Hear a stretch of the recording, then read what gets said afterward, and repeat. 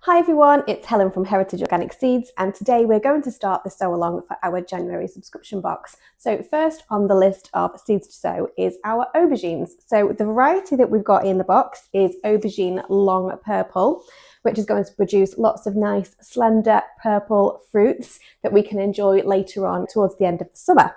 So first things first, you need to warm your compost up. So don't make the same mistake as I did. When I went to get the compost the other day, it was absolutely frozen solid. So I had to bring that indoors, and it's taken about 2 days to defrost. So make sure you bring that compost to room temperature because you don't want to be sowing your seeds into freezing cold, wet compost because they're just not going to like it at all. So I'm just going to use these small little propagator trays, and I've just filled it with organic compost, as you can see. So let's get started. So we have our growing instructions. So it says, bring the compost indoors to warm up before sowing your aubergine seeds, as I've just said. And we can sow our seeds into small pots, seed trays or modules. We're going to fill the compost and then sow your seeds 2 to 5 millimeters deep. And if we're sowing in trays like I am, then we're going to give the seeds some space to germinate and grow. So we have in the packet 25 seeds. I'm not going to sow all 25 at this stage. I'll probably do 6 or 7. And then we have some left over in case something goes wrong, and then we can always do another sowing. So open a packet of seeds. They're only small, as you can see, so I'll just too many there. So I haven't done anything with this compost. I've not firmed it down too much. It's just a nice even layer. And then we're just going to pop 1, 2, 3, 4, 5, 6, 7. So obviously sow however many you want, but like I say, I wouldn't recommend sowing the whole packet because, you know, things do go wrong. And then if you want to have another go later and you've sown everything, then there's no more seeds left. So that is the spacing I've done. As you can see, 1, 2, 3, 4, 5, 6, 7. And then we're just going to pop a light layer of compost over the top. So not too thick, just enough to cover the soil. Like so. See? So we can't see those seeds. And then lightly water using a fine spray. So I found my rose this time. So lightly water.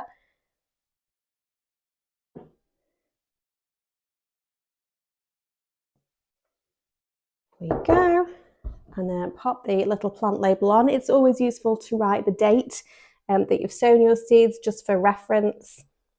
So I've just put aubergine long purple, 13th of January.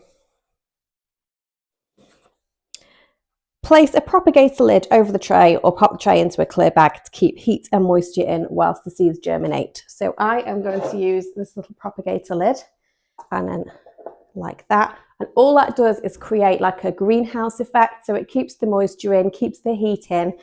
And then we're going to place the tray somewhere warm. A heated propagator is ideal, but a warm airing cupboard will work well, or even just place near a warm radiator.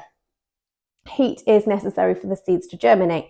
So we don't want to put them somewhere freezing cold. It is far too cold to put them outside in a greenhouse at the moment. So if you have a heated propagator, then that is great. And that just gives a nice gentle bottom heat to those seedlings and just helps encourage them to sprout. If you don't have a heated propagator, don't worry, just pop them in a warm airing cupboard near a radiator. The seeds will usually germinate in around 7 to 21 days. Once they've germinated, remove the lid to allow air to circulate and remove the tray from the heat source.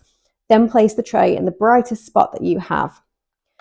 So once you see those seeds starting to sprout, take the lid off. And then that would allow the air to get to the seedlings and prevent any mold buildup. It just allows the airflow to circulate. You do want to take them off the heat. That's really important, because if you leave them on the heat once they've sprouted, they're just going to keep growing and growing really fast. And we're going to end up with leggy seedlings. And again, if you pop them in the brightest spot that you have, then they're going to thrive in that light. Light levels are really low. We haven't had that much sun the last couple of weeks.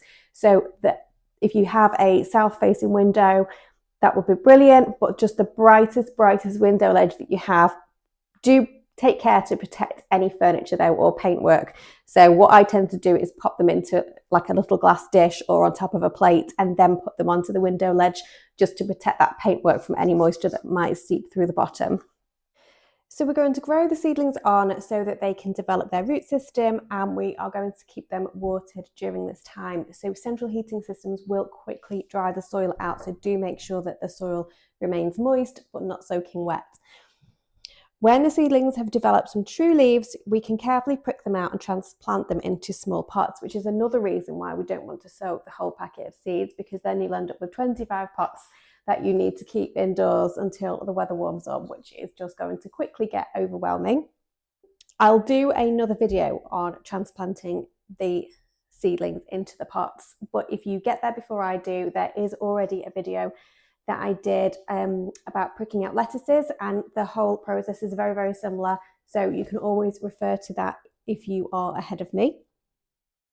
We're going to keep the seedlings inside until the weather warms up, unless you have a heated greenhouse. If you don't have a heated greenhouse, it's going to be far too cold outside to pop them outside because they're very tender plants. So we're not going to be transplanting them outside until probably around about May time, when the risk of frost has passed.